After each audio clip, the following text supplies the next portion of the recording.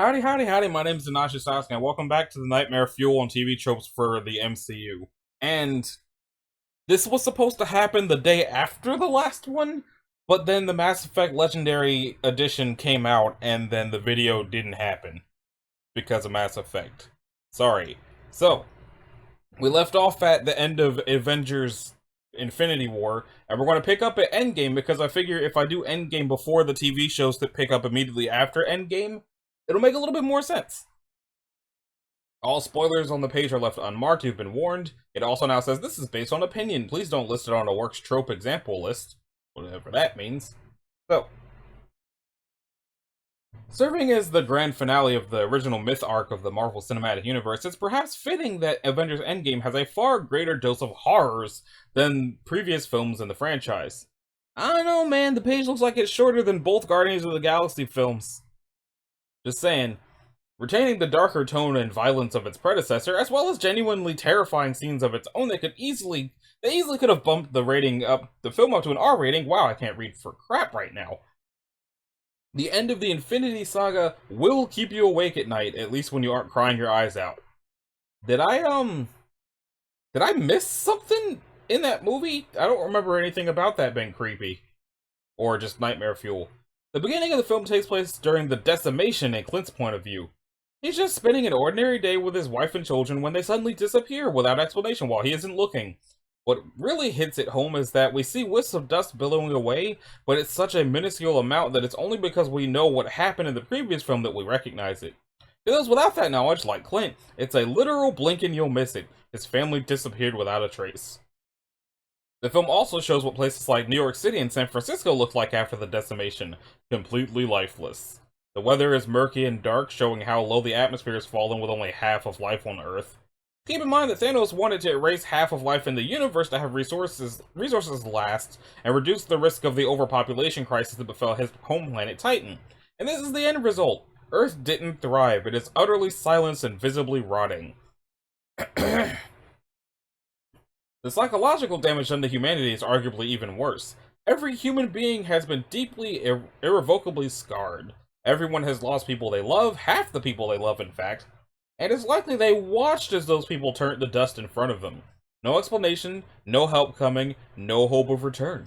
It's amazing that society didn't collapse overnight as 3.5 billion humans went insane with rage and grief, which is implied to be a real issue considering there are therapy sessions set up to help people come to terms with the snap. Oh, wrong hand. There we go. It will take generations for the world to get over the damage done to its collective psyche. Perhaps best exemplified when Scott asks a passing kid what happened, and the barely teenage boy just gives him a cold, dead, thousand-yard stare before riding away. The confrontation with Thanos in the garden features some graphic violence and body horror that would not be out of place in an R-rated film. Thor actually does make good on his previous failure. Violently. What makes the scene scary is the build-up. Thor crashes straight into Thanos' HUD and immediately severs his arm, causing Thanos to scream even louder than when Stormbreaker was shoved into his chest. When Thanos is restrained by the other Avengers, he congratulates Nebula on noticing his honesty, and even regrets his abusive treatment of her. Thor stands silently, hearing Thanos spiel about the stone's destruction. Then, all of a sudden, the familiar sound of Stormbreaker activating, with its blade glowing blue and Thor's cry of rage are all signs that warn viewers of Thanos' quick end as Thor, in absolute rage, slices Thanos' head clean off. I went for the head.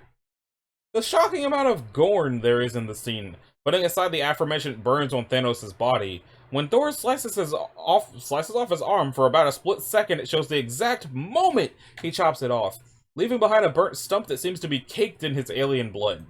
If Thor had dismembered him just a bit slower, it could have easily led to the Titan bleeding out. And then, when Thor finally decapitates Thanos, in the midst of a burst of his blood, his jugular vein can be seen hanging from his neck, and a portion of his spinal cord visible from the bottom of his head, also only for a second. Past Thanos viewing the same scene in Nebula's memories actually shows him the cut where Thanos' head was for a split second, though it's being seen through a hologram that partially censors it. Thanos himself doesn't even flinch at what is basically his own recorded death, making you wonder what deep shades of hell made him so cynical that he isn't disturbed by such. Before the Avengers actually manage to find Thanos at the garden, they spend the entire time looking for him via any means possible. Steve even presses Tony for any clues Thanos may have given him during their fight. If you think about it from the remaining Avengers perspective, with the exception of Tony's, because he absolutely wants nothing to do with Thanos anymore after nearly getting killed, the mere thought of a near omnipotent madman just roaming around doing God knows what somewhere in the universe is frightening enough that they are willing to instantly jump at any info about Thanos' whereabouts. Even worse is the possibility of Thanos coming back to Earth with his entire army brought back using the Infinity Gauntlet and deciding to finish the job. Even with Captain Marvel on their side, the Avengers know that they lack too much manpower to mount a proper defense, so they decide to ambush Thanos. This conversation between Natasha and Steve sums up the desperation everyone feels as they go to what they felt was a suicide mission. It's going to work, Steve. I know it will, because I don't know what I will do if it doesn't. Even given who the target was and what he had just accomplished, the whole assault against Thanos and his death is as brutal as it is cathartic. Once they find Thanos, albeit weaker than before, the Avengers sent there for the ambush proceed to effectively crush him in just a few minutes, highlighted by the fact that Thanos didn't even try to throw a punch back. It really cemented the fact that the remaining Avengers had practically nothing else to lose by that point, and were willing to do anything to at least get something out of their loss, if not save everybody that Thanos snapped.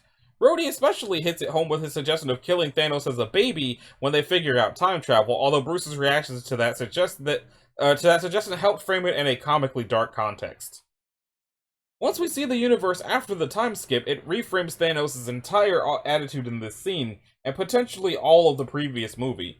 Sure, Thanos of 2014 is supposedly without the character development gained from the betrayals of Gamora and Nebula, and his sacrifice of the former, but it's this reframing that shows the sheer monstrosity of Thanos' character that has always been there.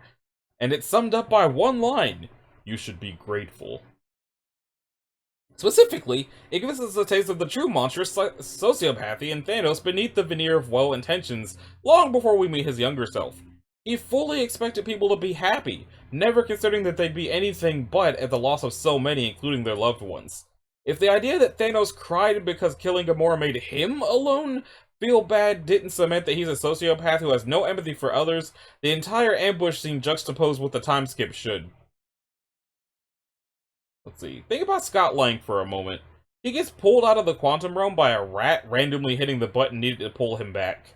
From his perception, he was only gone for 5 hours. When he gets back, he learns that 5 years have passed and the world has lost half its population, including the Pims and the Wombats.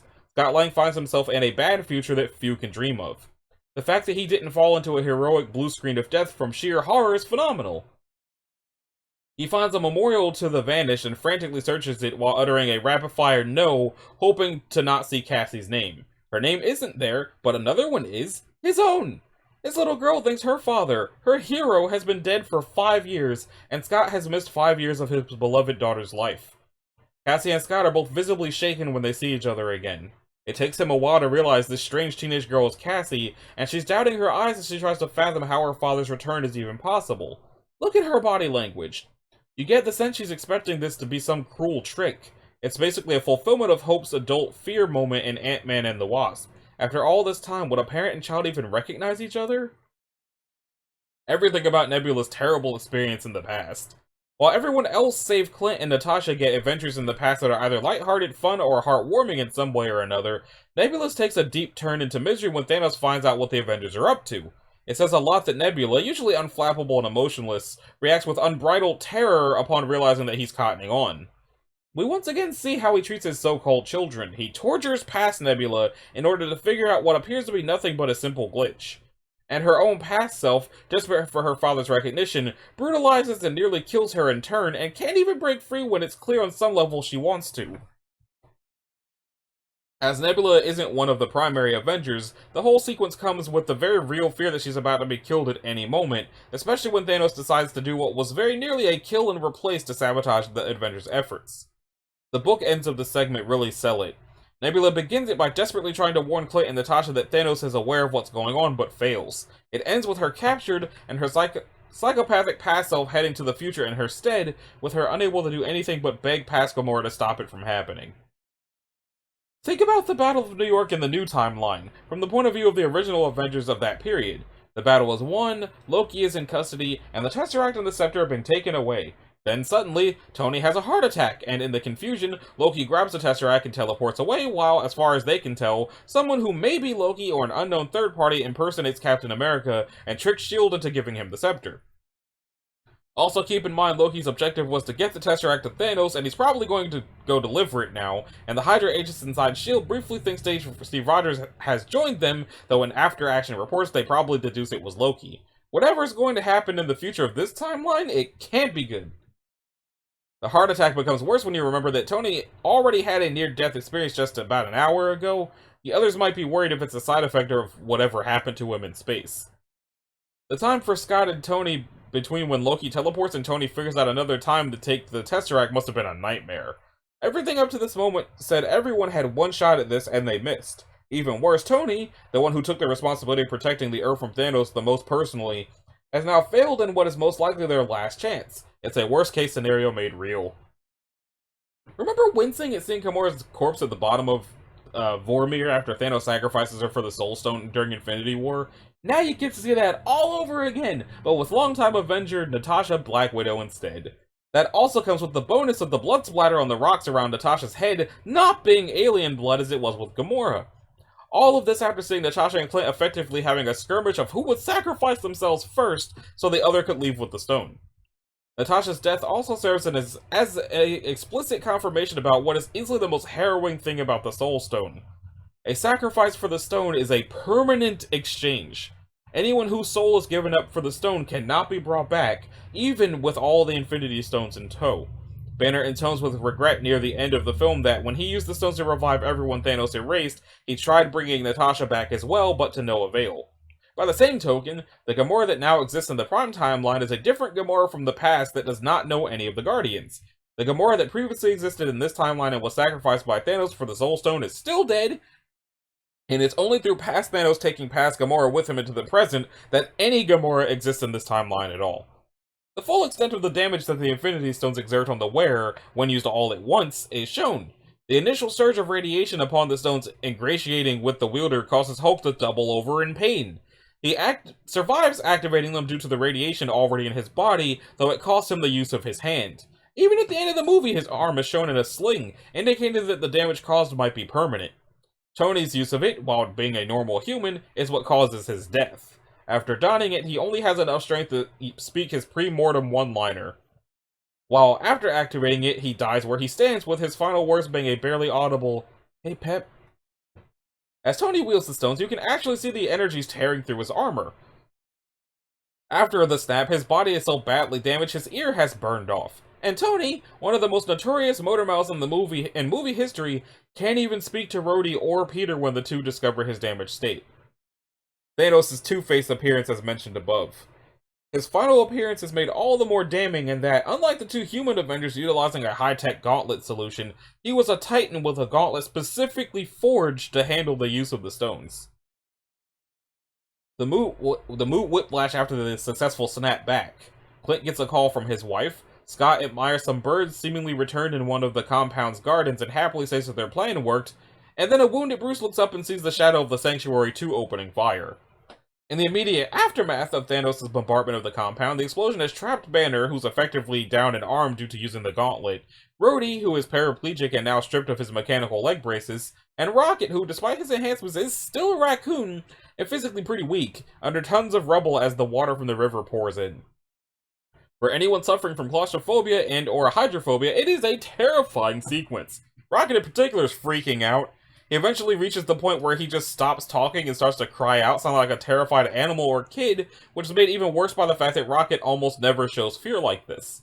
Immediately after this, Clint has been knocked somewhere into the ruined bowels of the Avengers base along with the Infinity Gauntlet. He seems fine, picks up the gauntlet, and prepares to find a way out. Then he hears a quiet growl, so he fires a light arrow at the darkness behind him, which reveals a pack of Thanos' Outriders charging him out for blood. The cramped setting, red lighting, and snarling monsters invokes images of aliens as well as the scares that movie brought. Thanos' conversation with Tony, Cap, and Thor before they battle perfectly shows just how far he has gone off the deep end.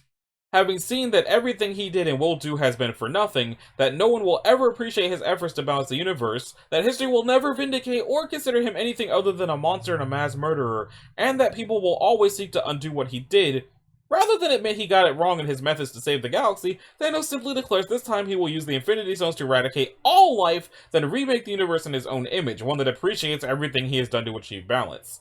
For all his claims about saving the universe, Thanos proves what he really wants is its adulation. I thought that by eliminating half of life, the other half would thrive, but you've shown me that's impossible. And as long as there are those that remember what was, there will always be those that are unable to accept what can be. They will resist. Yep. We're all kinds of stubborn. I'm thankful, because now I know what I must do.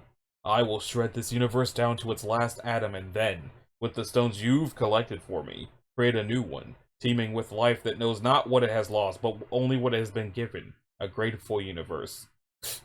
Born out of blood. They'll never know it, because you won't be alive to tell them. The Russo brothers revealed that they had originally planned on having 2014 Thanos go to his timeline's Earth, kill all the humans there, along with the Avengers, and then come to the present with 2014 Captain America's severed head. It's probably best that it wasn't included, as it would have been horribly gruesome to see Cap's decapitated head. Okay, next up is Spider-Man Far From Home, which I've, again, not seen.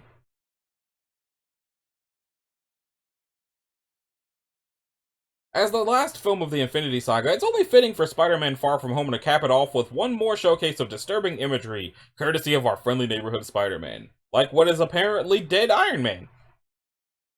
Spoilers are unmarked. The elemental based on Molten Man looks pretty horrific. He has a notably skull-like face and can melt down to human-looking bones. Okay, well, what does he look like? Molten Man is easily the most dangerous of the elementals. It's stated that if he melts himself into the Earth's core, or consumes enough matter on the surface, he could blanket the planet in a scorching second crust. Beck implied that it was Molten Man that destroyed his Earth, and it's a pretty terrifying concept even if the story is later to reveal to be a lie. In the film proper, we see just how dangerous and deadly Mysterio can be when Peter faces off against him after learning who he really is. A true master of illusion, not only can Mysterio alter his appearance, he can also alter the perception of your surroundings. For example, Peter webs an illusion of him and yanks down on the web only to see a giant metal beam about to fall directly on him. It's then that you realize it's a fight for Peter's life. The whole scene feels like a Scarecrow sequence from Batman Arkham Asylum. One mistake and it's all over. Peter sees what looks to be a confused MJ on top of the Eiffel Tower as if it were their dream date gone horribly wrong. He's incredulous at first, but Mysterio appears to grab MJ by the neck and drop her off, making him think for a moment that that was the real MJ falling from a high place. Even worse is when Peter briefly enters the illusion of a ghostly undead Tony Stark bursting out of his grave and coming directly for him, complete with a very nice close-up of his decaying armor, in which you can see his corpse as spiders pour from his empty skeletal eye socket, which the usage of spiders in this depiction of Tony doubles as Mysterio's own mockery of Spider-Man's namesake. Mysterio can literally make your worst film materialize right in front of you. For bonus points, the spiders are Black Widows, which one could interpret as Mysterio also rubbing Black Widow's death in Spider-Man's face, in addition to Iron Man's and mocking her namesake with the spider she's named after festering all over Tony's corpse. The camera zooms in into one of the aforementioned spiders, giving us a nice close-up of its 8 eyes, which turned into a marching army of Mysterios. It could have been worse. Some pieces of concept art for the film show Spider-Man battling an army of undead Iron Men. Concept art, you say? That's a whole article. Never mind. There's something vaguely disturbing in the way Peter's head moves just before he reaches out to touch his reflection. To say nothing of the end of the fight, in which Mysterio, disguised as Nick Fury, tricks Peter into revealing who knows about his alter ego, Ned and MJ. Revealing himself, Mysterio makes it clear he's going to kill them just to spite Peter. Before Peter can do anything about it, he realizes too late that Mysterio led him right into the path of a speeding train that hits him full force. Understandably, Peter spends the last portion of the film banged up quite a bit from that. If it weren't for his superhuman attributes, that train would have made mincemeat out of Peter, let alone kill him. The fact that Peter is biologically still a teenager does not help at all.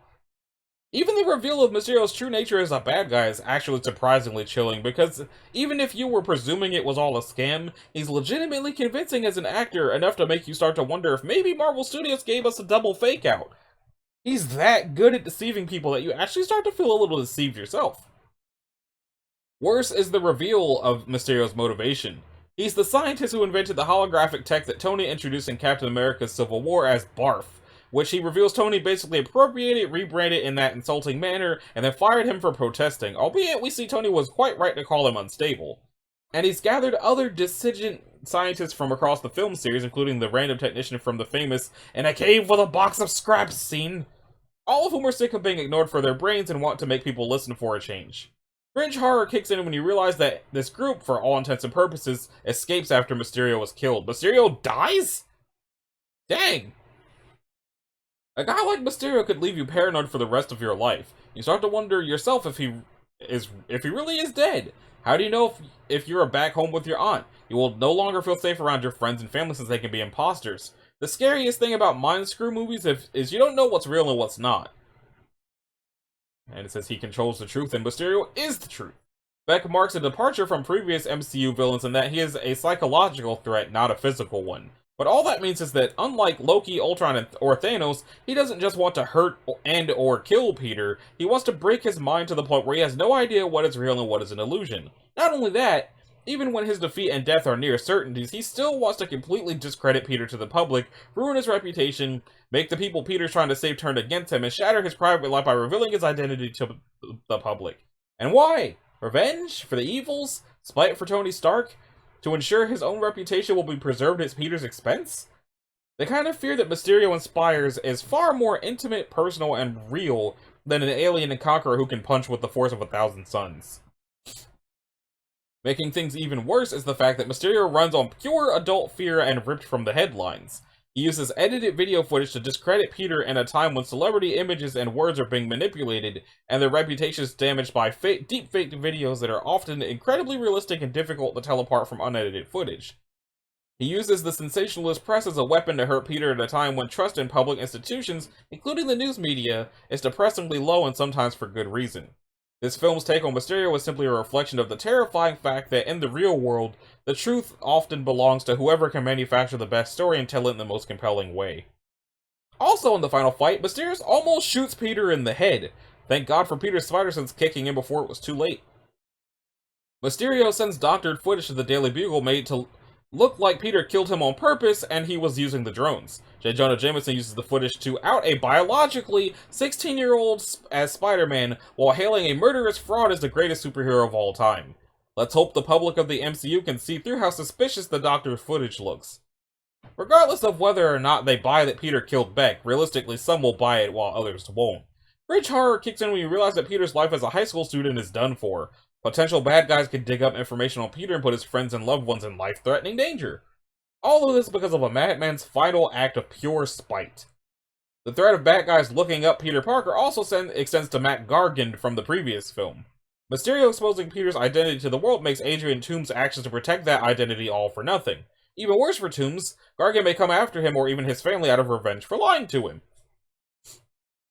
In the scene where Beck's crew is preparing the London attack, it only takes becoming slightly frustrated to cause Beck to flip out and hit the guns of his drones on everyone in the room.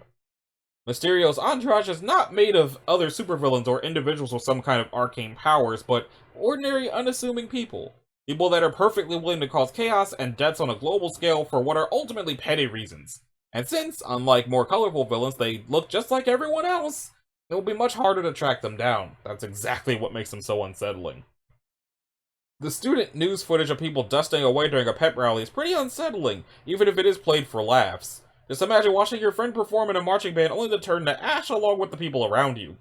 The horrified screams of the students certainly didn't help the situation. The footage of the dusted people coming back isn't much better.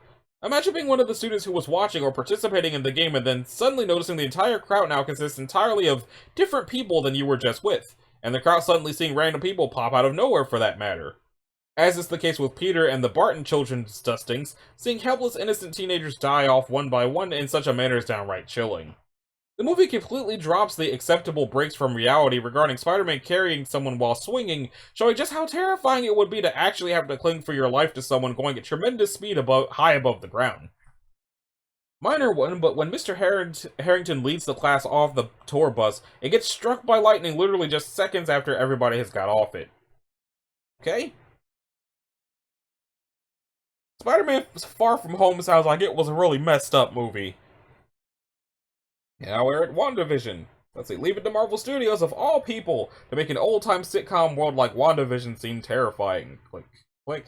I've only watched the first episode of WandaVision, I think I already said that, because I couldn't really get past how cringy the sitcom portions were. Bad English. Or grammar, whatever. The moment subpages are spoilers off, you have been warned. So, trailers. Agnes questions if she's dead. When Vision asks why she would say it, she gives us this chilling line. Because you are! Cue witch cackle. The last shot before the trailer ends has Wanda and Vision in his android form in their I Love Lucy-esque sitcom world sitting together and smiling at the camera while a laugh track plays. Usually it would be hilarious, but after knowing there's something completely off about this world, it looks more like they're trying to believe or reassure the audience their sugary sitcom world is real. Monica shows up in the second trailer and happily greets Wanda. Confused, Wanda asks who she is. Monica pauses before stating that she doesn't know either. Then the image glitches and both smile happily at each other. The mid-season trailer hints that Vision is finally starting to investigate just what exactly is going on, with one shot giving the impression that Wanda is willing to fight him in order to keep him from looking into the truth. What is outside of Westview? The use of the Platter's Twilight Time manages to cross into creepy territory. Perhaps all the references to being together at last, deepening shadows, and a voice calling from out of the mist. Alright, so. The entire show is just non-stop paranoia-inducing nightmare fuel. Something is clearly horribly wrong, so every time there's a laugh track or a cheap special effect, you can't help but feel that someone is trying to distract the characters, and you, from peeling away the veneer, and you're constantly waiting for the next crack in the facade. The interior of Wanda and Vision's house is inconsistent with the exterior, especially when you compare the positions of the front door and windows. In the second episode, their house has 2 floors in order for the window gag to work, when in the first episode there was clearly only 1 floor. The living room also drastically shrinks between episodes.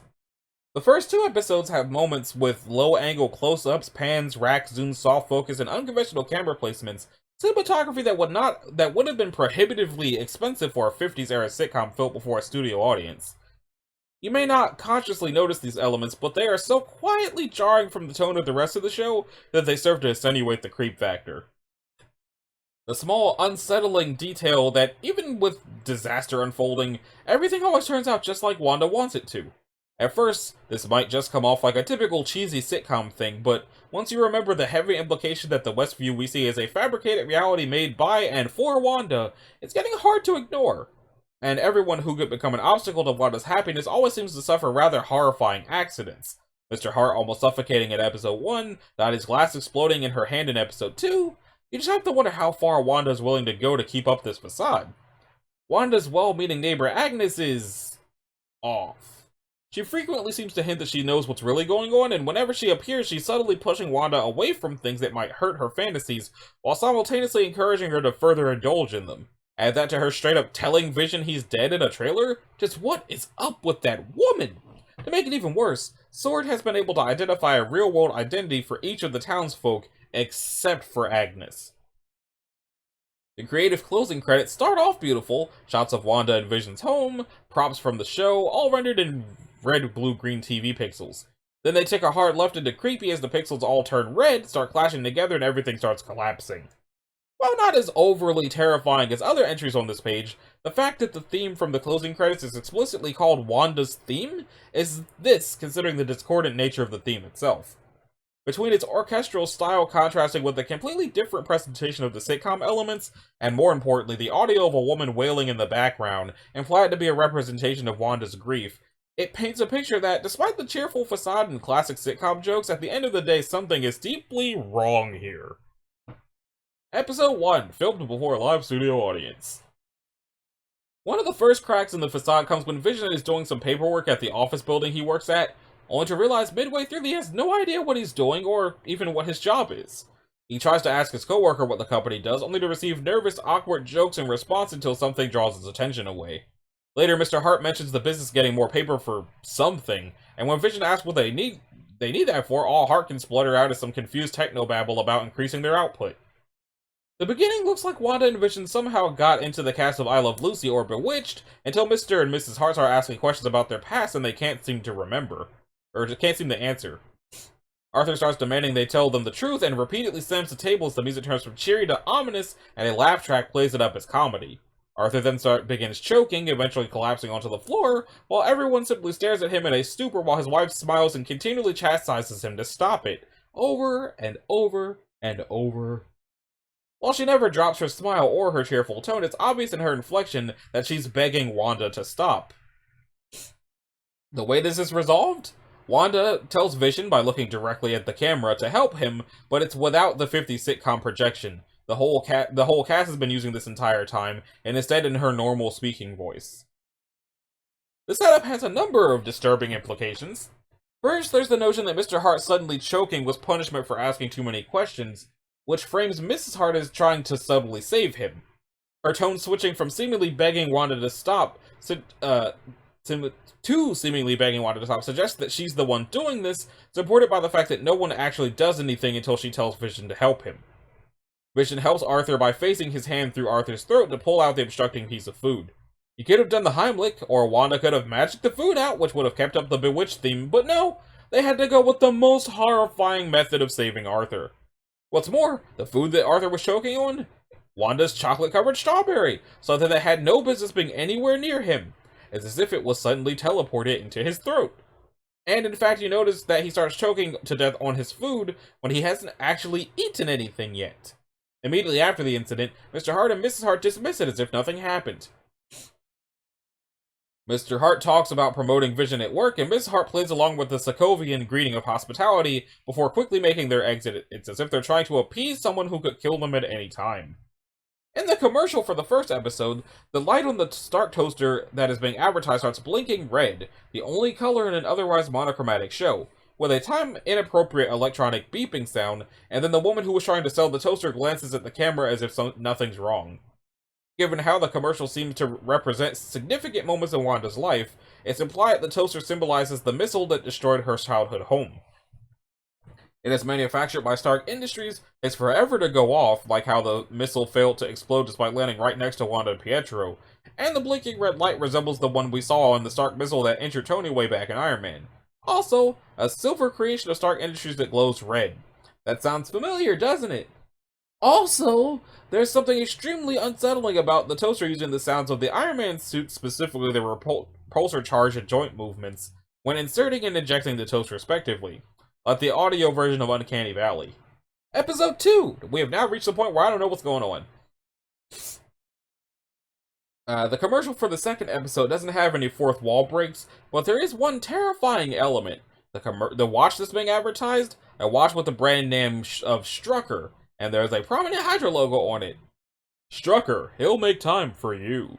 As with the previous commercial, at the end, the sound of the watch ticking starts speeding up like a bomb counting down. While practicing a disappearing trick for the town show fundraiser, Vision and Wanda have this exchange. Wanda, you're not at all worried that the audience might just see through this little charade? Well, that's the whole point. In a real magic act, everything is fake. Vision accusing Norm of being a communist comes right out of nowhere, and considering the time period this scene was supposed to be set in, saying that sort of thing on national television would have ruined Norm as a character and his actor's life. Then there's everyone treating it like a good joke, even Norm himself. That's not how someone would react to this kind of accusation back then, whether it's true or not.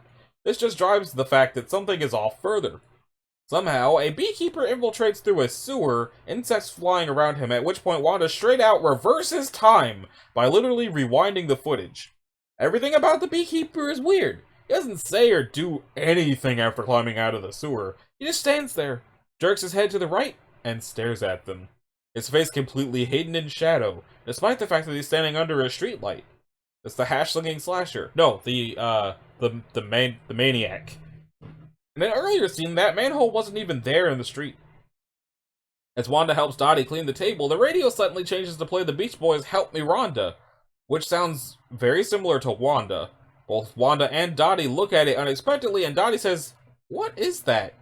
Who are you?" And then the music changes to Jimmy Woo's voice saying, "Wanda, Wanda, can you hear me? Wanda, who's doing this to you?" Everything shifts to surreal horror before the moment is broken by Dottie shattering the glass in her hand and cutting her palm, and the blood is red. Like with Mr. Hart in the first episode, there is a heavy implication that Dottie's glass exploding and injuring her was Wanda, subconsciously putting someone who threatened to burst her idyllic bubble back in their place. Right before it happens, Dottie tells Wanda that she's heard things about her and her husband. And when Wanda assures her that she doesn't mean any harm, Dottie shoots back, "I don't believe you." Notably, after Wanda patches her up, Dottie never mentions whatever it is she heard again and seems very eager to end the conversation. The animated credits opening for the second episode seems like a really fun homage to Bewitched at first, but if you pay attention, when Vision faces through the floor of their bedroom, you can see several bones and the helmet of the Grim Reaper. This is a shout out to the 2015 comic book implying he was killed and buried in the floor. Is there a picture of that?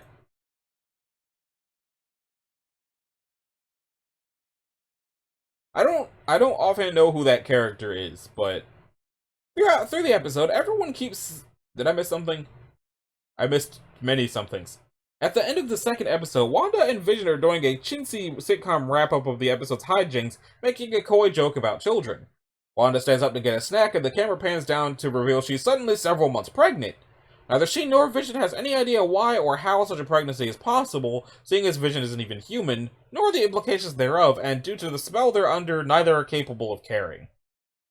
While Wanda and Vision have been integrated into this fantasy world, they at least have been able to keep notable aspects of their true selves. However, this episode reveals that one of their neighbors is none other than Monica Rambeau, whose entire entity seems to have been overwritten by Geraldine. Identity, right. And of course this bears the question, how exactly did Captain Marvel's honorary niece get mixed up in all this? Throughout the episode, everyone keeps saying the talent show is for the children, at which point everyone repeats it. This is already creepy enough, but one particular detail makes it even worse. There are no actual children to be seen anywhere in Westview. What kind of town sets up a talent show for kids that don't even show up for it? Episode 3, now in color! While Wanda and Vision are arguing whether the name of their future child should be Tommy or Billy is cute at first, it quickly veers into uncomfortable territory when Vision reveals his choice of Billy was modeled after William Shakespeare and drops a very on-the-nose quote from As You Like It. "All the world's a stage, all the men and women are merely players." The rapid-fire pace at which Wanda's pregnancy moves is utterly horrifying. It seems to last 3 days, not too unlike the Avengers 199, and as a result, the symptoms get extreme the closer to delivery they get. Vision himself is aware of how unnatural the whole situation is. The baby is approximately 9 months early.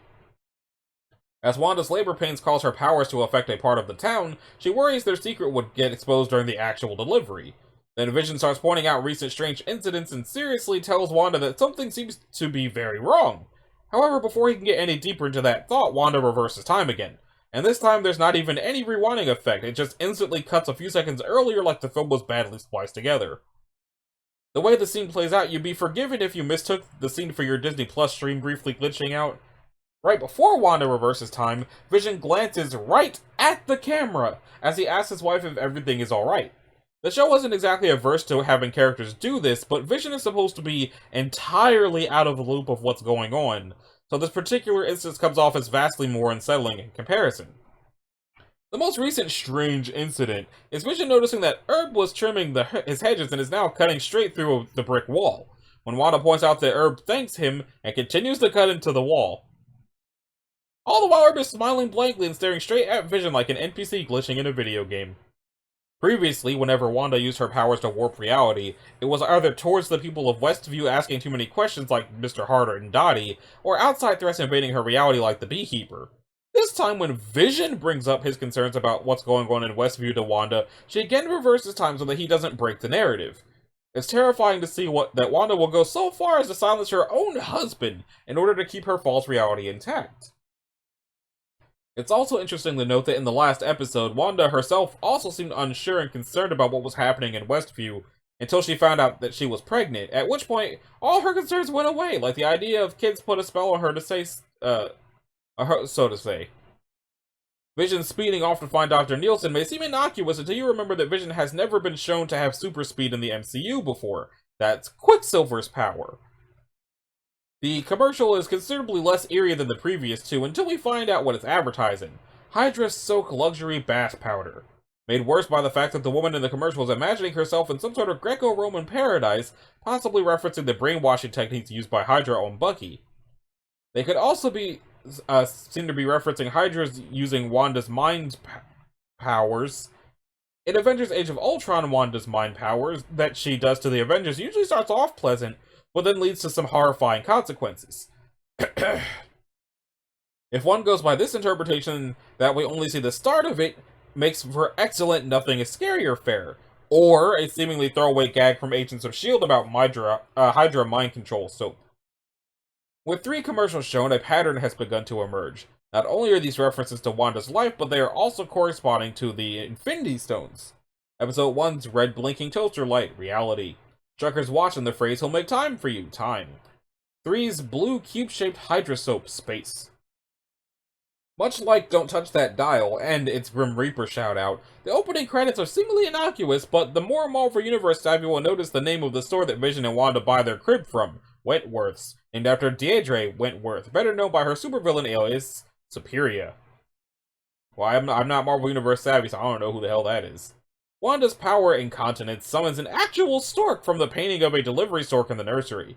Initially, it's pretty funny watching the bird wander around while Wanda tries to keep Geraldine from noticing, but then Wanda can't make the bird disappear. All of her attempts to use her powers on it fail, and the bird keeps walking as if nothing happened. The cracks in the sitcom reality begin to show at the end. The Doctor mutters to Vision that he's canceling his vacation because he can't get away. There's noticeable tension between Herb and Agnes when Vision questions them, and Geraldine displays genuine fear after she mentions Ultron to Wanda. Her throwing Geraldine out into the real world all but confirms that Wanda herself is the cause of everything happening around them. Specifically, it's not just that Geraldine mentions Ultron. First, Agnes and Herb are pointing out to Vision that Geraldine doesn't have a home in Westview. Then Wanda starts talking about Pietro, which is when Geraldine brings up how he died, and suddenly Wanda advances on her glowering at her necklace. When Wanda turns on Geraldine after she mentions Pietro's death at Ultron's hands, Billy and Tommy start to cry. As Wanda questions Geraldine and loses her patience more and more, Billy and Tommy cry louder and louder as if they're connected to Wanda, and they are angry at Geraldine for breaking the illusion. Keep in mind, nobody in that scene is raising their voice, so there should be no reason for the twins to start crying like they are startled. It's scary to see in combination with everything else that happens in that scene. Alternatively, they could sense that their mom was angry and crying because they want her to stop / don't want her to hurt Monica. Shortly after Wanda expels Geraldine from Westview, Vision comes in and questions what happened to Geraldine. The way he asks the question makes it clear that he's quite concerned about how she just seems to vanish from his and Wanda's house, even after finding out that she doesn't really live there. Combined with Wanda's eerily calm response to him, you could be forgiven for thinking that Wanda killed Geraldine at first. She left. She had to rush home. From what little we see in the final scene, you finally start getting a clear picture of what's actually happening. Wanda created her own universe within a giant bubble that it's impossible to see into from the outside, so S.W.O.R.D. sent Monica Rambeau in to scout it out. Except she was sucked into the sitcom reality herself as soon as she went inside, with her entire identity overwritten, and it's only thanks to the luck of Wanda seeing her necklace with the sword symbol and throwing her out that she was able to return and give her report. When Vision starts to question Herb and Agnes about what's really going on, Herb actually attempts to tell him, but Agnes cuts him off, with a very frightened look on her face, no less. Herb then immediately snaps back to his dull, friendly sitcom personality while Agnes makes up an excuse to get the hell out of Dodge. This confirms that the citizens of Westview are, to at least some extent, aware of what's going on, but are apparently too scared to do anything about it. We interrupt this program. We get to see a bit of Monica's backstory, revealing that she was one of the people killed by Thanos at the end of Infinity War and revived in Endgame. We also see exactly how terrifying it was to experience in real time. Even within a single hospital, the result is pandemonium, fear, and confusion, as half the people reawaken feel that no time has passed, whereas everyone else scrambles to help and find all the people who've come back. Poor Monica is confused and frightened by everything happening around her. Word of God stated that those who were brought back would always be sent to a safe place so no harm would come as a direct result of the blip. People flying in a plane would reappear on the ground, for example. But this shows what would happen when they technically are safe. Half the hospital patients came back, likely in the same condition they disappeared in, with employees equally confused and disoriented. One of the doctors even notes that they are very over capacity thanks to the sudden arrivals. The reality subtext makes the scene even scarier. WandaVision was released during the COVID-19 pandemic, and there were very real fears about hospitals filling up and not being able to treat everyone. Hearing that doctor shout, "We don't have capacity," hits a little sharper as a result. And on a more mundane note, after Monica wakes up, she discovers that her mom, who'd contracted cancer and gone into remission, passed away during the 5-year gap. It may have been done in a fantastical way, but there's nothing scarier than missing a loved one dying while you weren't there. Another dose from Maria's perspective. Her daughter turned to dust while sitting beside her, and although she believed Monica would come back somehow, she passed away before she could see it happen. Monica getting sucked into the energy field. We know she's alright, but Jimmy Woo doesn't. Jimmy also marks that he feels that the town doesn't want him to enter. It may have gotten lost in the shuffle of all the weirdness, but Monica and Jimmy first met at Westview not because they were investigating Wanda, but because of a missing persons case. The only thing we know about this person is that they seem to be a man, and he was in the Witness Protection Program. Much like the town, the friends and relatives of this man claim to have never seen or heard of him. Who is this person? And does he/she have anything to do with Wanda? Darcy's first clue to what's going on is her equipment detecting a lot of cosmic microwave background radiation, aka the stuff generated from the Infinity Stones. When an agent nervously tells her that the radiation is supposed to be safe, she corrects him by saying, "For now." The hexagons we've been seeing throughout Wanda's broadcast, turns out the force field around the town is shaped like a hexagon too. Jimmy seems to have noticed the motif and is actively looking into it, implying that it's a lot more than just a simple shape. We get to see more of the scene where Wanda banishes Monica from Westview, and it's even spookier. Wanda seethes with tranquil fury as she denounces Monica as an interloper to be expelled, before literally blasting her miles through the air and out of the simulation, smashing through several walls of the house in the process. Afterwards, she briefly looks ashamed, before covering up by fixing the wall she threw Monica through and returning to her smiley, happy housewife act. "You're not my neighbor, and you're definitely not my friend. You are a stranger and an outsider, and right now you are trespassing here, and I want you to leave." Whenever Wanda has used her powers in Westview, they've always been filtered to appear in the style of the gimmicky and quirky sitcom magic seen in shows like Bewitched. The obvious strings and sparkles represent Wanda's powers in the first 3 episodes. When confronting Monica, however, Wanda's powers make a menacing return to how we've seen them previously, swirling, glowing red energy. From the viewpoint of Darcy and Jimmy, Wanda threateningly walks towards Monica, then the show just glitches out and cuts to the credits like nothing happened. After Wanda ejects Monica from Westview and Vision returns home to inquire about Geraldine, this episode adds a brief but horrifying moment. Wanda turns around to see Vision, except he looks the way he did after Thanos ripped the Mind Stone from his head. His skin is ashen gray, his eyes are completely white, and there's a crater in his forehead where the stone was removed, and he looks effectively like a walking corpse. Oh, there's a picture. Isn't it the picture at the top of the page, though?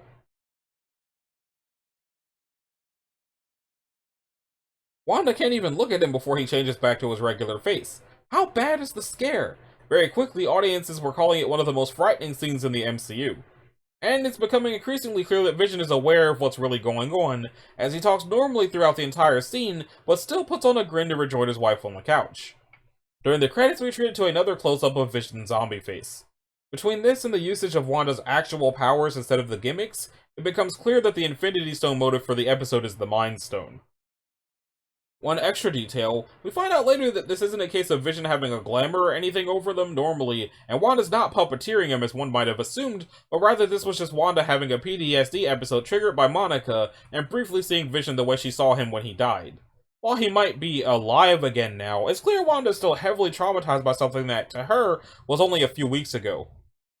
This is even scarier than if it was a case of glamour failure, because this is a completely realistic event.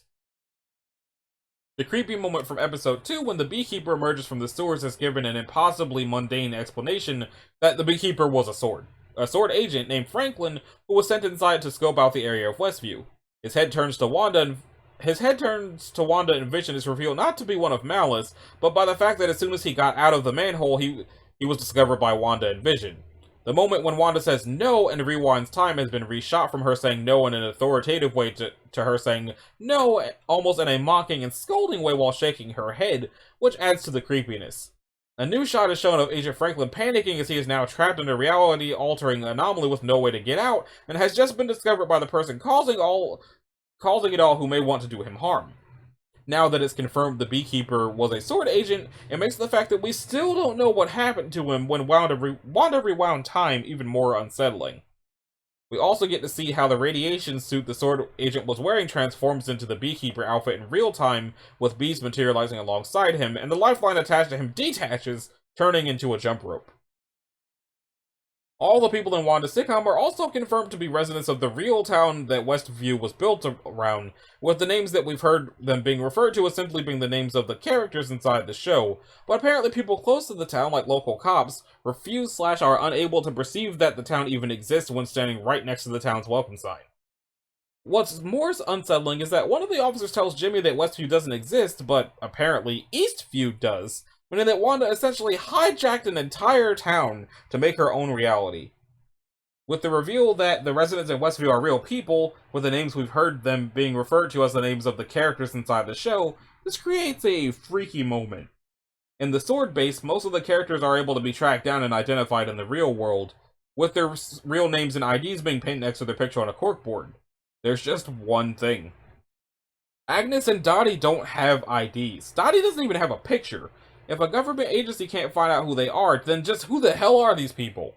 The aspect ratio keeps changing from 4:3 to widescreen, especially when Wanda's illusion is about to be broken.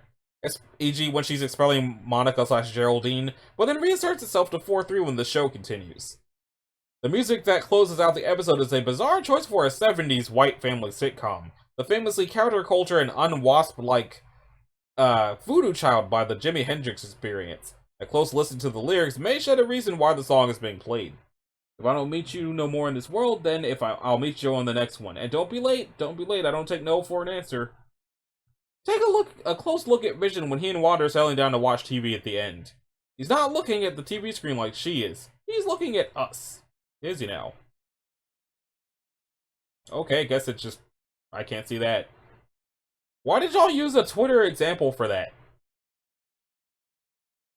Episode 5. On a very special episode. At the very start of this episode, we get a recap of what happened before. Right before the episode starts, we get a recap of the moment right before Wanda sees Vision's corpse. However, this take is different from the one we saw in episode 4. In episode 4, she said that Geraldine had to rush home. And this take, Wanda says she didn't belong here. It makes it seem like Wanda's reality warping powers or some other force has extended to the real-life show you're watching, and is able to change the dialogue of the previous episode. This may explain the difference between Wanda's no to Agent Franklin, the first being shot from her point of view and being authoritative, and the second being shot from his point of view and being mocking and scolding. Either she made herself look less malicious for the sitcom, or someone is trying to make her seem more malicious than she actually is, because when she confronts Sword, despite having every reason to hurt them, she doesn't and merely threatens them non-harmfully and tells them to leave her alone. When the infant twins won't stop crying, Wanda tries to make them stop with magic and then asks at a frustrated tone why they're not doing what she wants. Vision goes off script around Agnes, causing her to react like an actor who's been thrown off by improvising before suddenly snapping back into character. What makes it creepier is when Agnes asks if they should take it from the top, the twins immediately stop crying, and when she goes back into wacky neighbor mode, the twins immediately start crying again like they're on cue. And afterward, Wanda flatly denies to Vision that anything weird happened in a whole new level of gaslighting. Even more disturbing, Agnes doesn't react with terror or panic as everyone else does when they started to become aware of the situation. All she shows is some mild confusion as Vision apparently going off script. The twins' rapid aging is played off as comedic, but it has some very unsettling undertones. Earlier in the episode, Wanda had complained about how unruly they were and how hard it is to take care of them. Everything in this world caters to Wanda, so that the twins really make themselves grow of their own will? Since the twins only age up when in the presence of Agnes, is she involved in it somehow? It's now confirmed that Wanda retrieved Vision from Sword, and Sword was clearly experimenting on his body for who knows what purposes before Wanda got it back. From what we can see on the CCTV footage, Vision was lying on a table in several pieces with his skin taken off. Wanda is most likely controlling the minds of everyone in Westview, meaning they know full well what's going on but are trapped in their own bodies.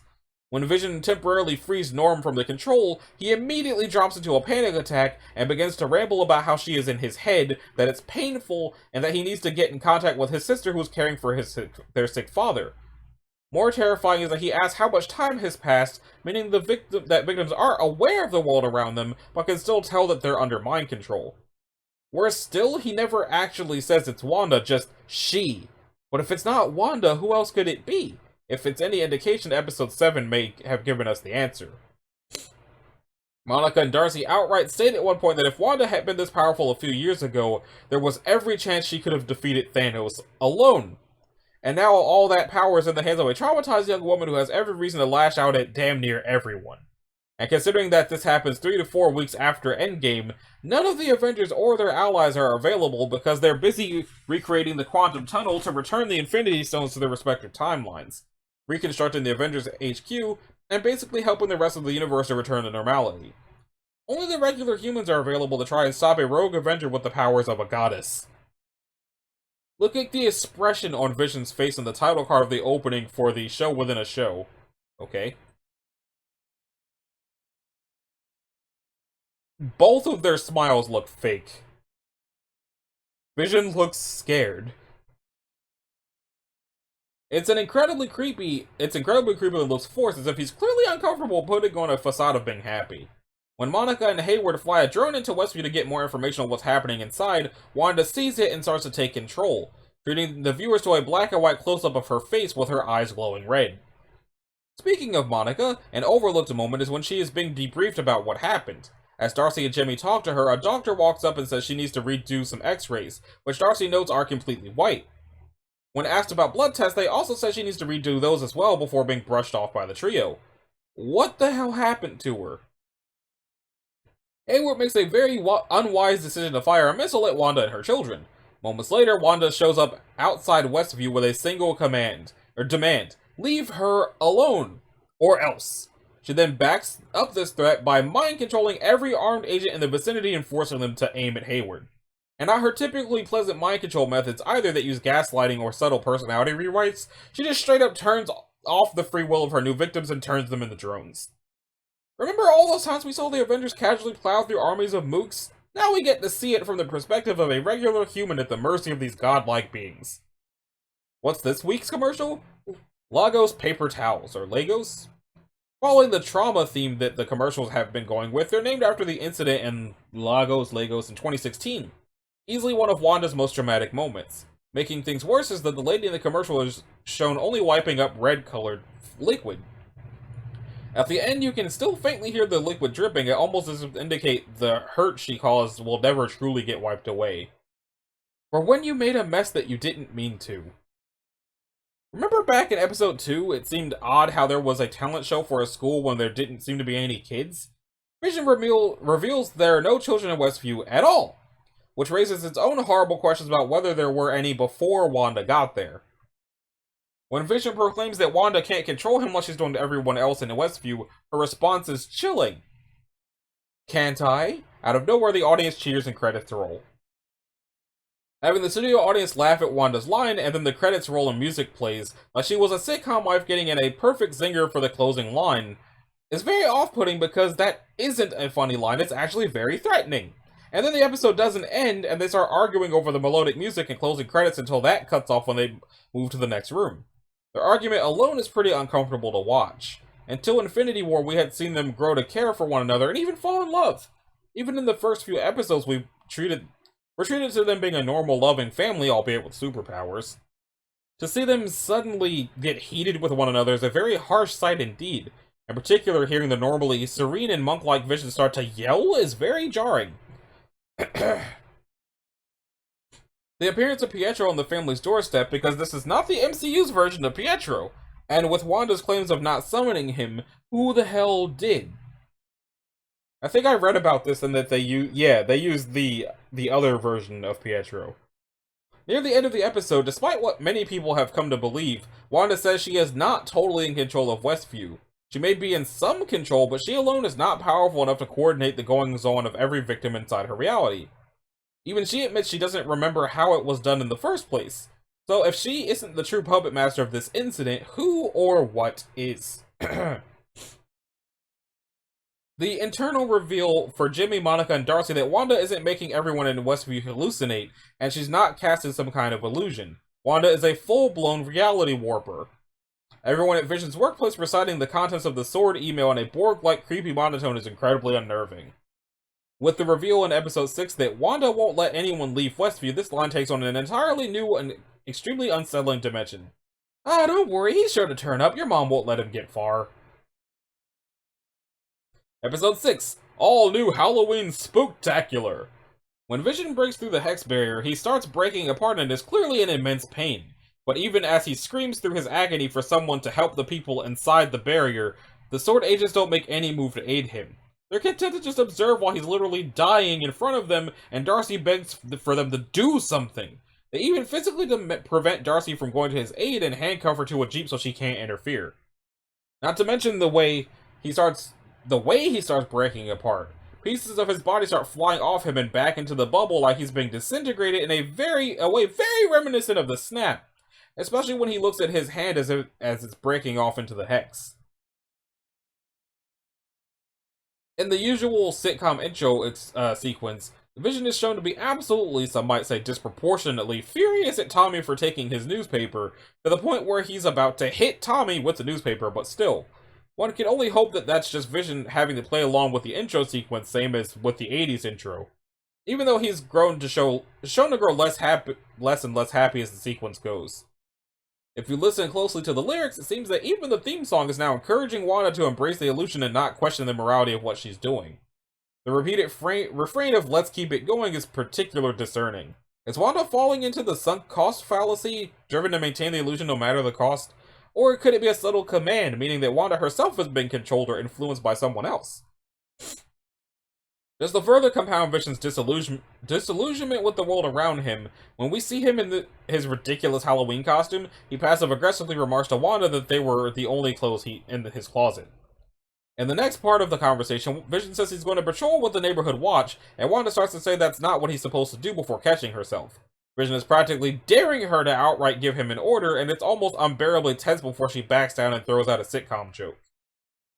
This is the first episode where we see other children in Westview, and there are a lot of children. Pietro even asks Wanda if she kept them sleeping or hidden to shield them from the trauma of the shift in time periods. There's another horrible jump scare as Pietro for an instant takes on the appearance of a pale, blank-eyed corpse written with bullet holes, the precise way his counterpart in reality died. The site of Westview that seems to be outside of Wanda's influence. The first few residents we see seem to be in some kind of loop. Then once Vision reaches the town's border, everyone is basically frozen and or moving so slowly as to appear that way. Vision tries to do his own observation of the anomaly and sees a woman trying to hang a ghost decoration in the front yard. Emphasis on trying, so she looks like a glitching NPC by how her arm goes up and down, while in the background her husband loops picking up and putting down a candy bucket. Oh, to make it worse, she's crying! Oh, and it gets better. Remember the sequence in one of the trailers where Vision wakes up Agnes? She tells him he's dead and then starts cackling maniacally? We see the full scene here and it's even worse. First off, Agnes is clearly terrified of what's going on inside the Hex. Then, when she tells Vision he's dead and she repeats it several times like a madness mantra. And finally, the laughter is clearly a case of laughing mad, as she appears to be losing her mind from fear and despair over the situation, declaring that all is lost. The jarring mood whiplash that comes from Agnes' brainwashing being restored is extremely unsettling. She's laughing mad in one moment, then acting like her usual cheerful self the next. Props to Catherine Hahn for being able to switch so seamlessly from despair-filled manic laughter to cheery sitcom happiness at the drop of a hat. The commercial for this episode is especially horrifying. It starts off innocent enough, being a claymation yogurt ad featuring a totally radical shark mascot giving a cup to a starving child stranded on an island. And then we're treated to a lovely sequence of the kid rapidly decaying into a skull as he desperately tries to get the yogurt cup open. Should we mention that the child has red hair and a red shirt? And the yogurt is called Yo Magic, which would imply that something is feeding on Wanda's powers while she's in the Hex. The audio description for the episode describes the boy as becoming more and more cadaverous.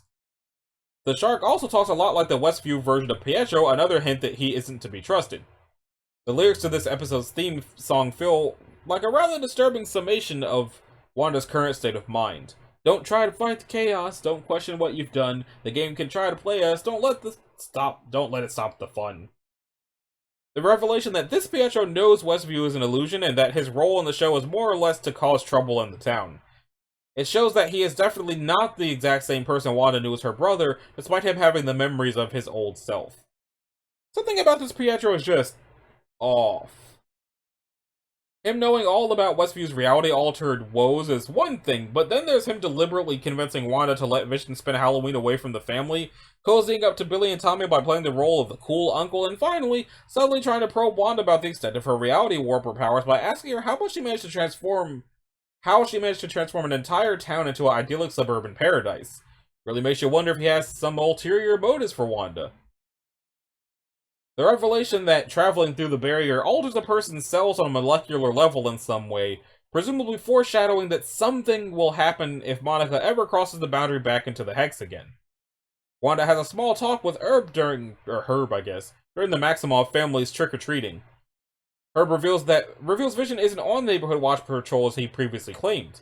When Wanda shows displeasure, this Herb typically asks her if he can do anything for her, more specifically if she wants anything changed, in a manner very reminiscent of Agnes' off-script moment from the previous episode. Hayward has been working on a secret project called Cataract. Cataracts are a disease that leads to a loss of vision. Billy is able to sense Vision was dying outside the Hex, and he could even sense and see through the eyes of the Sword agents. These are powers not even his mother has, and considering he's supposed to be an original construct within the Hex, what exactly is he? At the end of the episode, the Hex expands in an advancing wall of doom that assimilates a large number of Sword operatives as well as Darcy. It's immensely creepy to see agents go immediately from running in terror to silly clowns. Also, the fate of Monica and Jimmy is not shown at the end of the episode, increasing the anxiety. When the Hex expands its borders, Hayward doesn't hesitate to leave his men behind and allow them to get assimilated in order to save his own skin. He also leaves Darcy, a terrified civilian, handcuffed to a car and unable to escape. If taking Westview hostage, kidnapping Monica, and threatening him wasn't an act of war in Hayward's eyes, this definitely will be, meaning he now has/could get full jurisdiction to kill Wanda. Okay, episode 7, Breaking the Fourth Wall. In the new intro, the show is simply titled Wanda until the last part, treating Vision as nothing more than an afterthought, which becomes terrifying in regard to the fact that Agatha was pulling the strings behind everything, which means that she may have been trying to slowly force Vision out of the show, as well as Wanda's own mind, in order to have Wanda and the kids all to herself. And that's not all, as the different permutations of her name appear as VHS tape labels, store signs, and even skywriting, one very briefly in cutout letters, appears in cutout letters. I know what you're doing, Wanda. Wanda truly becomes off. In the past, she would quickly, sometimes violently correct an error in her world, but here she's practically given up. She barely shows any concern over Vision not being in bed with her, and trusts that he'll find his own way home after she left him in the middle of a field. What makes it worse is that she still puts on a facade of a sitcom mother whimsically handling her sons. It would probably be better for her mental health if she threw a tantrum or something. Wanda is in one of the interview segments expressing how frustrated she is on the fact that her reality is falling apart, and she can't fix things anymore. An off-screen voice suddenly questions her if she thinks she deserves everything she's going through. The question is not only off-putting because of the fact that the interviewer is not supposed to talk in the show format, as Wanda points out, but also Wanda's current deplorable emotional state makes the question come out as cruel and malicious, as if suddenly her whole reality decided to go hostile against her. The scene becomes even worse in hindsight once it's revealed that Agatha was directing the scene, with the implication that she asked the question, which is confirmed when you transpose the interviewer's voice up by 2 notches on an editing software, and which it then becomes a dead ringer for Catherine Hahn's voice. Whatever Agatha's goals are, it's clear she's trying to break Wanda's spirit and isolate her from everyone that cares about her. I feel like it was supposed to be saying Agnes, but they stopped bothering to say Agnes by accident. Alternatively, the question could be asking Wanda if she thinks that given the way she's conducted herself while in charge of the Hex as a Stepford Smiler and control freak with an it's all about me attitude, the current state of the affairs is an ironic hell she fashioned for herself. Agnes reveals herself to be Agatha Harkness. She's the one who's been controlling anyone in Westview, engendering conflict, including outright killing Sparky the dog and conjuring Pietro, and manipulating Wanda since the very first episode, and now she's clearly controlling Wanda's mind. Billy and Tommy's last scenes were with Agnes before they suddenly disappeared. Wanda even asked where the boys went, a question that remains unanswered by the episode's end. There's a bit of foreshadowing when Billy calls Agnes quiet on the inside, implying she's immune to his and by extension Wanda's powers. Something terrifying about Agatha, while to a degree comical, is that her villain song highlights she's not only evil, she knows she is and loves every minute of it. Someone with powers comparable to Wanda's, who's a gleefully monstrous villain, is terrifying. At the beginning of her opening/villain song, Agatha floats into the shot feet first before landing in a very unsettling way, akin to something out of Crimson Peak. With confirmation that Agnes has powers that rival even Wanda's, we have to ask, were all those breaks in reality, the jump cuts when the world was about to encroach on onto Wanda's idyllic life, were all those done by Wanda? Or was it Agnes subtly manipulating those events to keep Wanda on course? What makes it worse is that the Agatha All Along song only shows you 6 of the undoubtedly many actions she's taken while in Westview. Who knows what else she's been up to when she's not around Wanda? Jimmy discovers that Project Cataract was an attempt by Hayward to bring Vision back online, and Monica realizes in horror that Hayward wants his sentient weapon back, which was Vision's greatest fear and the reason his will requested he not be brought back online if he were to die. How do they decide to bring Pietro back in this episode? With a jump scare on Monica, and honestly the audience, in the stinger that nobody else saw coming. Snooper's going to snoop. The way Wanda telekinetically shoves Monica into the ground, in addition to the threat she gives afterwards. It really seems like Wanda's prepared to murder or at least seriously injure her, and there was no way she could have known Monica had gained powers at that point. As Vision tries to leave the circus and go back to Wanda, something always seems to get in his way. Vision speculates it's Wanda trying to keep him from coming home, but with the reveal that Agnes is Agatha Harkness, the one really pulling the strings, it's more likely that it's Agatha trying to prevent the one person who can talk Wanda around from reaching her. Who the hell is Agatha Harkness? Why does this matter? Hold on. Who the hell is Agatha Harkness?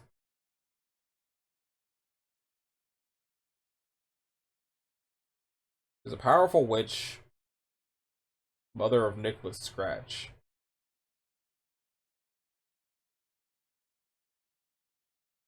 Okay, so she's a witch then. Another hint to this is Agatha manipulating Vision into trying to leave Westview, pretending Wanda was the one in control. It's very likely she knew what would happen to him once he exited the Hex. In other words, she was trying to kill him because she knows he's a threat to her manipulation of Wanda. That, or it was a gambit to get the Hex expanded for some reason. Related to the above, no one seems very concerned about Vision the following morning. Billy, who senses Dad dying, only offhandedly mentions that maybe they should go look for him. Wanda, after her effort to save her husband, makes no further attempt to ascertain his whereabouts or well-being, only mellowly saying that she can't force him to come back if he doesn't want to be there. Really makes you wonder if Agatha was somehow dulling their concern to keep the family apart. Monica using all of her grief over Aunt Carol and her mother's death to get through the Hex. She might be doing better than Wanda, not that it's a high bar, but she's a self-destructive broken bird with unresolved issues. This episode's ad break advertises Nexus, an antidepressant that's clearly a metaphor for indulging in the Hex reality. What makes it nightmare-inducing is it bluntly says that Nexus will actually make you more depressed by taking it, but is evidently confident enough that the initial short-lived help will be enough to encourage continued use of it, much like we've seen happen with Wanda. Doubles with Tearjerker. Wanda's taking it. She takes some Nexus pills and water just before Monica arrives at her house. Through the episode, Vision and Darcy still act out parts of the sitcom, Darcy just accepting the ludicrously contrived circumstances stopping her and Viz getting into town. Viz suddenly taking part in an interview, and it's only part way through Vision acknowledges this is nuts while Darcy doesn't. It may be played for laughs, but it does raise some alarms about just how deep the Hex's hold goes. Episode 8, previously on... Agatha's backstory shows she's been alive since the 1600s, and when her coven of witches wanted to kill her for betraying them and stealing forbidden knowledge, she instead drained their life force, turning them into withered husks, including her mother.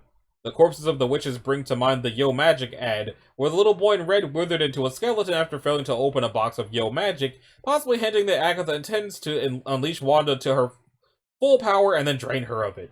Incidentally, you can spell the word shark from Agatha Harkness. All you gotta do is move one of the S's. Wanda sees the dissected body of her lover, who from her perspective only died a few days ago, being experimented on and clearly being used for weapons research, the very thing he dreaded. In addition, Hayward seems to have deliberately shown Wanda this horrible scene in order to get a reaction out of her, perhaps hoping she might revive Vision, and instead further traumatizes her. Vision's dissected corpse is horrifying to see up close. His limbs have been separated and his circuits are splayed out like tendons, barely connecting each limb to his torso. The sword scientist can be seen sawing into his limbs and pulling them apart like an autopsy. His head has been removed from his body and has a massive crater in the middle like in episode 4 with wires poking out of it, his eyes blank and still open. The mid-credits scene reveals that Hayward had accomplished with Vision's remains under Project Cataract. He uses the drone affected by Wanda's powers to finally activate White Vision. What is a cataract? A whitening of the lens in the eye, a whitening of vision. Assuming he knew Wanda's magic would revive Vision's remains when he sent the drone in, Hayward gambled with the lives of everyone in Westview just to finally get his weapon up and running. The Stark missile crashing into Wanda's family apartment, killing her parents, and leaving her and Pietro, who we might remind you are still children, trapped for 2 days is just gut-wrenching even if you know they both survive eventually. It also makes the same beeping noise and has the same red light as the Toastmate 2000 in the commercial in episode 1, confirming that the commercials are part of Wanda's subconscious. The Hydra Experiment to activate Wanda's powers looked less like a scene from a Marvel movie and more like something out of the SCP Foundation, with scientists coldly and casually throwing random test subjects against Loki's scepter in what could charitably be called a dungeon, not expecting them to survive. Agatha being completely willing to strangle Billy and Tommy through a magical garrote. Keep in mind that they are 10-year-olds! Sure, they may have been born of Wanda's dangerous reality warper powers, but they're still young, innocent children who have never hurt anyone. On another note, you can see that holding back Billy and Tommy with the magical ropes causes Agatha's fingers to turn black as if they were frostbitten. This notably did not happen at any other point during the episode when Agatha used her magic, implying it's something about the twins that's causing this, which brings into question what exactly the twins are made of. The final line of the episode before the mid-credits. Agatha dubs Wanda the Scarlet Witch, the master of chaos magic, the strongest form of magic in all existence capable of reality warping. And she is holding the witch's children hostage, in broad daylight, with no protection. Wanda is about to either gruesomely murder Agatha, or Agatha's about to create a very angry, very powerful supervillain.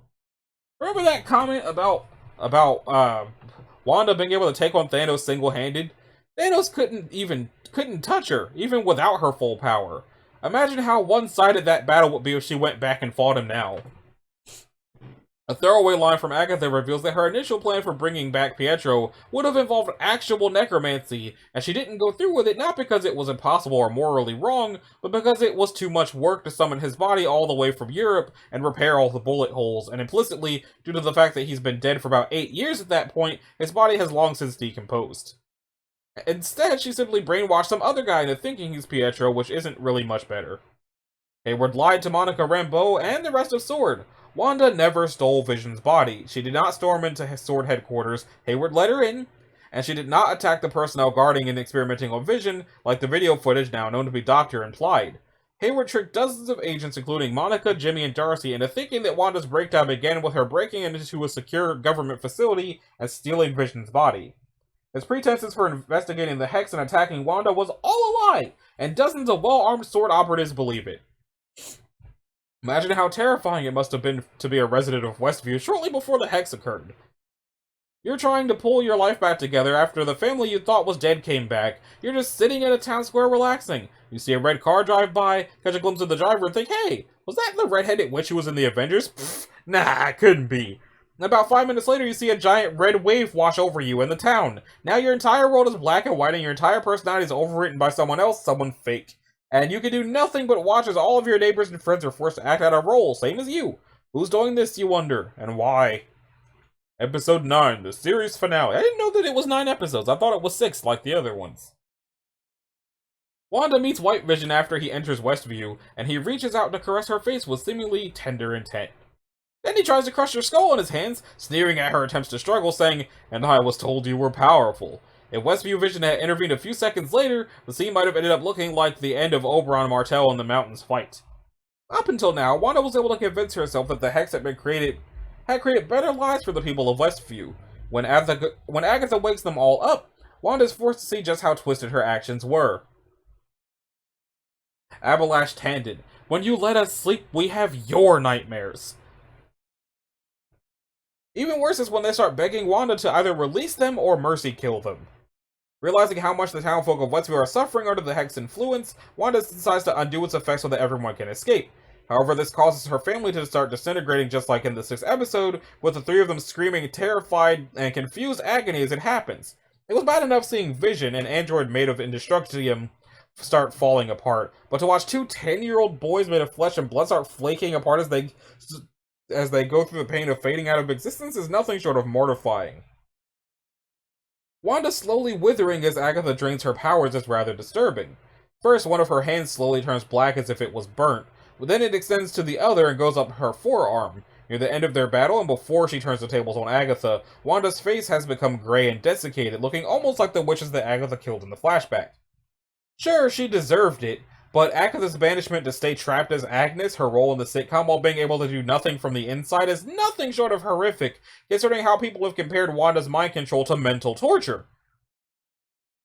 Her smile after Wanda turns her into Agnes, and the way she says, "Hiya, hun!" just screams, "Please kill me." Also, if you keep in mind the fact that she now has no home to live in since the original owner of the house she was living in, implied to be Ralph, is now awake, she seems utterly screwed.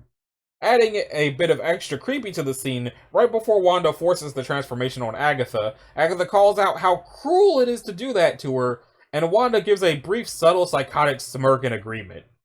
Even when Agatha is trapped in her Agnes persona, she still manages to dish out a subtle threat to Wanda. While Wanda tells Agnes that she'll be seeing her, Agnes replies, "Not if I see you first, hun," while still having the same creepy smile on her face. There may still be a small piece of Agatha residing in Agnes, and if she gets out, she's gonna be pissed. When Wanda undoes the hex and takes her leave from Westview, every single one of the residents in the town glowers at her angrily. They're obviously none too pleased that she forced the entire town to play into her grief-induced illusion, and very unlikely to have any sympathy for how emotionally vulnerable she is. Given that for the entire series they have either been unfailingly nice or at worst comedically bitchy, this is a shocking if not unexpected outcome.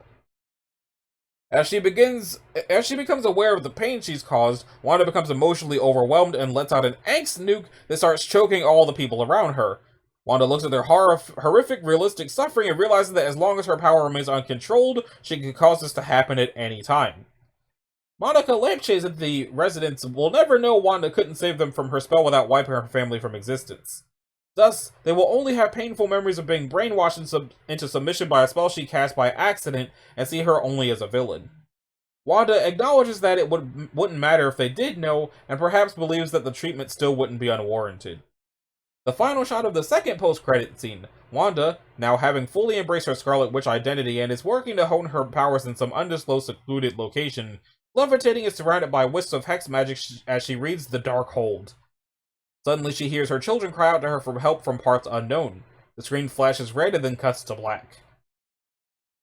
Upon closer inspection, she's reading the Dark Hold in her astral form while her physical form continues to go about her day. Not even Doctor Strange was capable of controlling both of his forms at the same time when he was studying magic. Then again, Agatha did say she's stronger than the Sorcerer Supreme. Speaking of Doctor Strange, if one listens closely to the music during that scene, they'll notice the 4-note motif is the exact same 4 notes that begin Doctor Strange's theme, but slowed down and in minor key.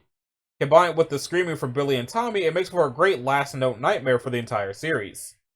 Even worse is the possibility that their voices were not them not them at all, but the Darkhold attempting to corrupt her by preying on her desires to have a family. There's also the possibility that, assuming the origin of the Darkhold in the MCU is identical to its comic counterpart, it's Chthon himself attempting to manipulate and corrupt Wanda through the Darkhold. He did intend for her to be a host for him in the comics after all. The Darkhold is an artifact of doom that's corrupted almost everyone who reads it or even knows what it can do, no matter how noble their intentions. And now it's in the hands of an untrained but learning reality warper. Okay, so that brings us to the Falcon and the Winter Soldier, but this episode is already pushing an hour and a half. So I guess I'll do the Falcon and the Winter Soldier in another video. And depending on how long that video is, I guess I'll look into the Netflix shows too. Because even though we don't know yet whether or not Disney's going to keep the Netflix shows, they did still tie into the movie since they were the result of the first Avengers movie. So, let me click that so I can bookmark it properly. That being said, this has been Anashi Sasuke. This was episode 2 of TV Trope Nightmare Fuel for the MCU. If you liked it, a like and a subscribe will be groovy. If you didn't, you need to do either one of those things. If you want to click the bell, you can do that as well so that you're notified of future uploads. And I will see y'all in the next one. Later.